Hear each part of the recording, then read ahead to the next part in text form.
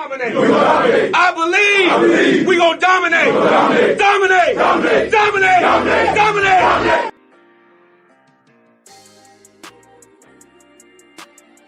Okay. Hey, Javon, how are you doing tonight? I'm doing good. Ready to get into the podcast. Oh, I'm so glad to have you. Okay, Javon, we're not going to prolong this time. Like I said, can you tell us about your where you're from and how did you get to Grambling State University? I'm from Miami, Florida, but I'm from a small city called Florida City. That's in Miami, Florida. And I got to Grambling. Well, I really had offers, but some of them wasn't like certified offers when it was time to commit. My last 2 football games, I played good. I was working hard so I could get an offer. And someone reached out to me. He's a Grambling on his name Tommy. I forgot his last name, but I know his first name Tommy. And he reached out to me. He was asking me like, how would I feel to be a G-man? He would go talk to Coach Hugh for me, cause he seen how hard I worked and the talent I got, and how I'm a team player.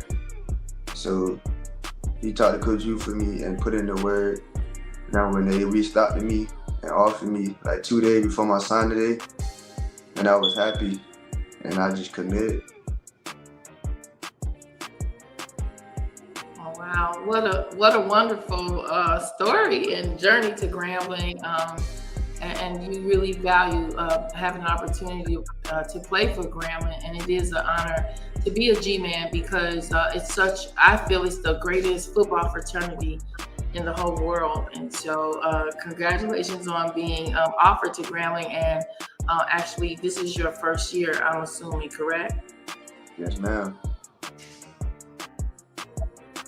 All right, so you've had, significant impact this season with 13 receptions, 153 yards, and you even have a touchdown. What have been some of the highlights of your time as a wide receiver at Grambling State University? First thing I can say is I got a couple blocks. And like in high school, I wasn't very good at blocking. But once I got to Grambling, I feel like if you play receiver, you should love to block, cause that's how you go get open. So I feel like that's a big impact, me blocking, cause me being able to block, it was able for me to get the ball, get open, and have people scared of me, cause they don't know what I'm gonna do next. And so, who is your position coach? Coach Diagre.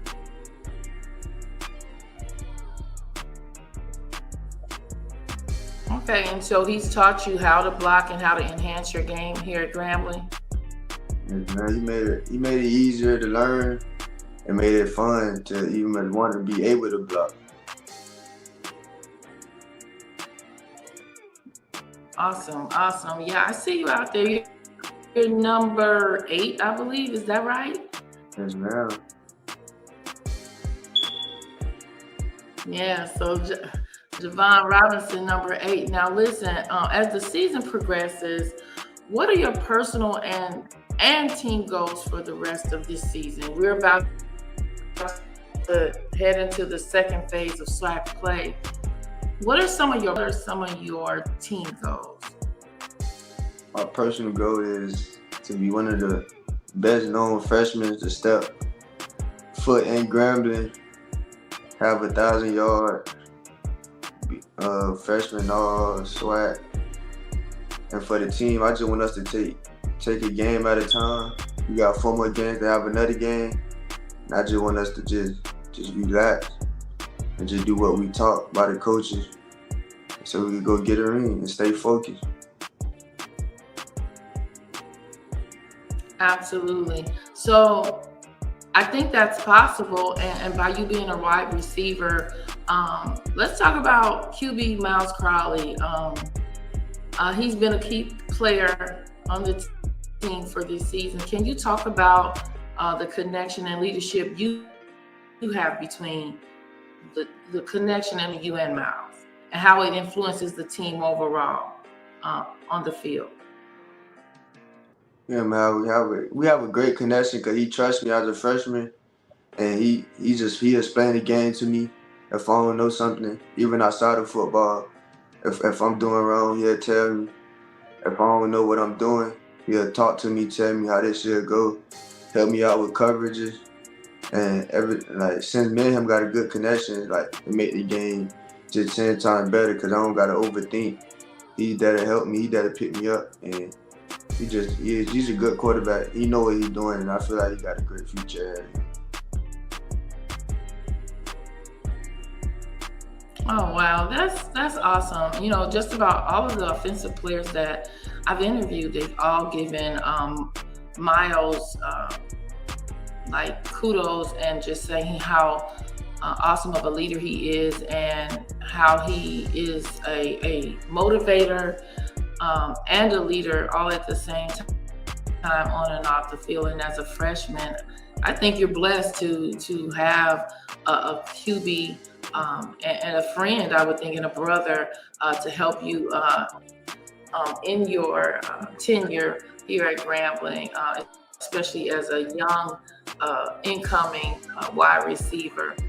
Now let me ask you, in the role of student athlete, leadership often extends beyond the field. How do you see yourself, even as a freshman, how do you see yourself as a leader in the locker room?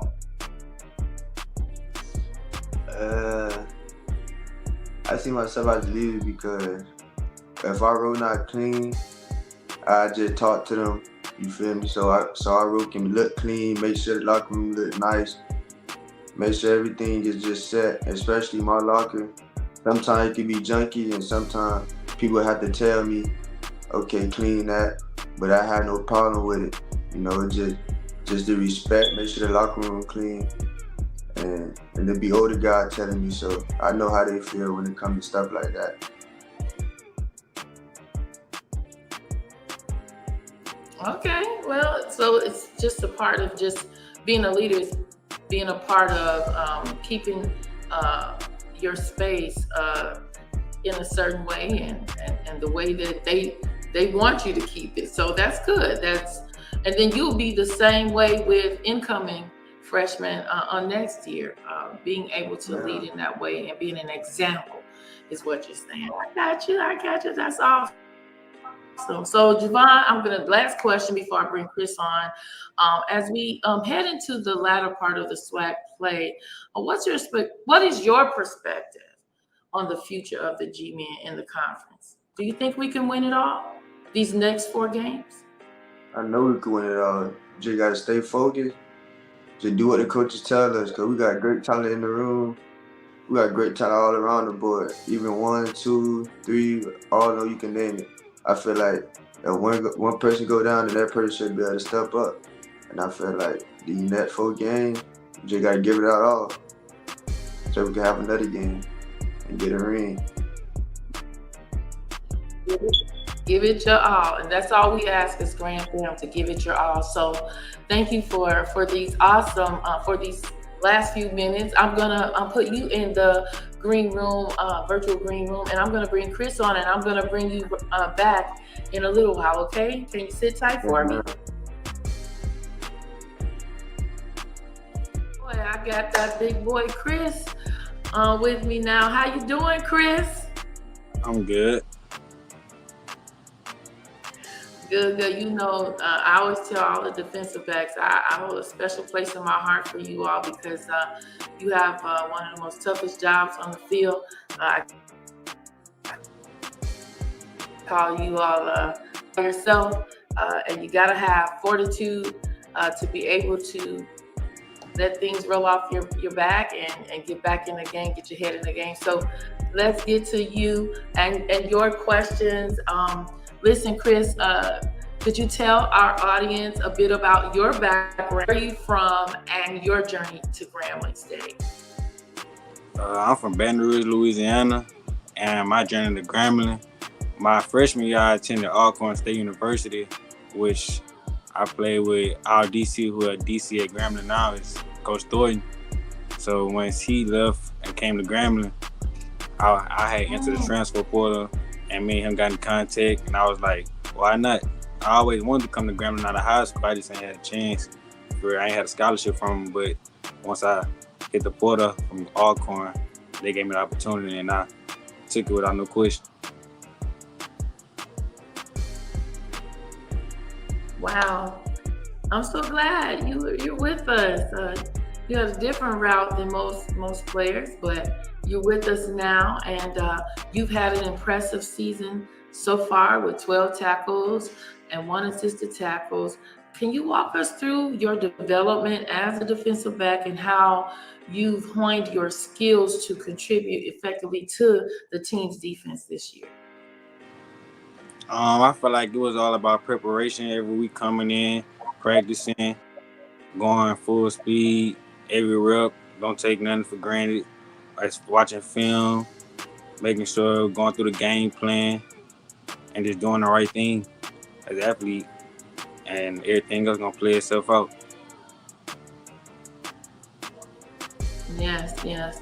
I agree with you. What is it like every week? Are you all, what is the defense doing to prepare for games every week? Kind of walk us through that. I know watching film and things like that, but is it something special that you all do for each game to prepare for your competitor for the weekend? I don't say we do something special for opponents every weekend, but like I feel like we just, because anytime, like if we was to get defeated, we would just like, it'll be because of us. It wouldn't be because of the opponent was better than us, because I feel that nobody is better than Grambling when it comes to our defense versus anybody. I just feel like we'll just make mistakes. We'll make more mistakes than we're supposed to make. So we'll have to beat ourselves. We got to eliminate the small mistakes that we do wrong, and just make sure everybody on the same page, and everybody do their job, and we're gonna be okay. That's all we gotta do. Everybody just do all their job every play. Yeah, that's important, and we believe that you all are phenomenal. We're just wondering what's actually happening out there with the defense and the adjustments, perhaps. But in the second half, let's talk about the Alabama A&M game. Their offense found success, like scoring like 28 unanswered points. From your standpoint as a defensive back, what do you think were the primary factors that made it difficult for our defense to adjust to their game plan? I just feel like it was hard to watch, because it was like the quarterback was scrambling a lot. Like they had their run game just going in the second half, and we couldn't stop it. And us being defensive backs, so we playing our receiver, and us to see the quarterback steady scrambling, it was just difficult. Because we like, all right, we gotta just group together. Everybody will just do our job. And it was just something slipped, and it popped. And that's what it was, the problem that game. Like we just couldn't. Like, it didn't feel like we was playing Grambling football. It was just, I don't know. I really can't explain it. It just got away from you. Yeah. We see a lot of missed tackles as a Grambling fan, and a lot of things that are it's not Grambling football. And so when you all get in that space as a defensive group or a team, how do you all motivate each other during that time? Or is that something? It's just all about the leaders on the team. Everybody just telling each other to keep their head up, about not being mad about missed tackles or missing assignments, and not putting your head down. Everybody keep their head up, stay motivated. You got to keep a next play mentality. So it's like a play go after, boom, we got the next play to play. So you can't just keep thinking about what I did wrong in that play, because you got to keep playing for the rest of the game. So that's all, we got to keep each other motivated. Yeah, and not only at this point, Yeah, and it's not just next play, but even now it's next game mentality, right?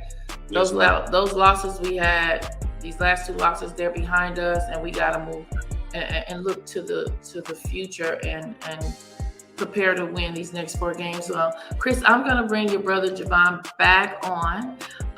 It's been wonderful talking to you all. Is it anything that you all want to tell the fans, Javon? You want to thank the fans for coming out? You want to ask them to come out to this last home game? It's up to you. I'm going to give you the floor to have words, convey whatever you want to Gram fam. First, you, Javon. I want to say thank you, Gram fam. Feel like a family out here, even since before I got the offer, or when I got the offer. Y'all showed love to me. And I just want y'all to keep showing love to the football team. And we go get y'all what y'all want, and we go get what we want. So thank you. Awesome. Chris? I appreciate y'all, Grand Fam, for supporting us this season. We're going to finish the season off strong for y'all. And we would like for y'all to show up for the game this Saturday for the last home game for the Scenes. We're going to send them out the right way. And we're going to keep going game at a time this season, finish the season off strong for y'all. Y'all heard that. The G-Men said thank you, and they want you to be there Saturday. Come on, everybody that's in the surrounding areas and all of our season ticket holders, our G-Men are looking to see you all and the fans as they take on Bethune Cookman Wildcats on this Saturday, I believe at 2 p.m. Before we go, this is we do the Pick One Challenge, right? So I like to ask all of the players, what's your favorite uniform combo? I'm going to ask Chris first. What's your favorite? What do you like to wear? What, when you think you have your swag on when you come down in the hole? What's your favorite combo? I like the black top with the white bottoms. I feel like that's the best combo we have. I loved when we came and played Texas Southern in that combo. I feel like a lot of people had their swag on that game. Yeah, I feel like they look good, play good type of thing. So I feel like everybody, that game, a lot of people was swagged out and they was on their thing. So yeah, I like that. You talking about the shoes too. What color shoes did you wear? Oh, we had my black Adidas cleats we had got this season. The black team Adidas cleats. They got like the purple chrome in them, the gold at the bottom. They nice. You all gonna have to take some pictures of those shoes. I didn't see all the details of on the black cleats. So okay, yeah, all right. So Chris is. Nice.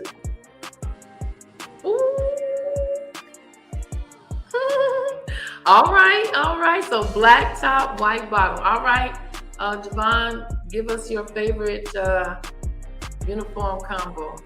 I say all black, probably with the gold cleat.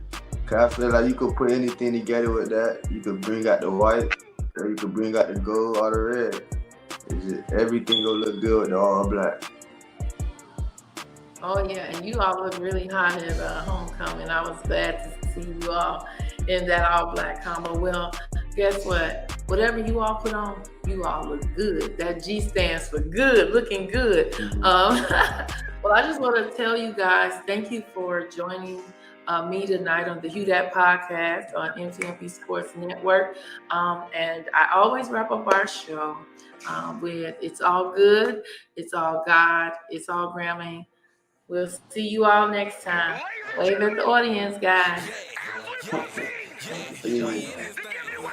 Hey, it's Queen Marva. Thank you for joining me on the HueDat Podcast. And remember to subscribe to our YouTube channel, and I will see you on the next episode.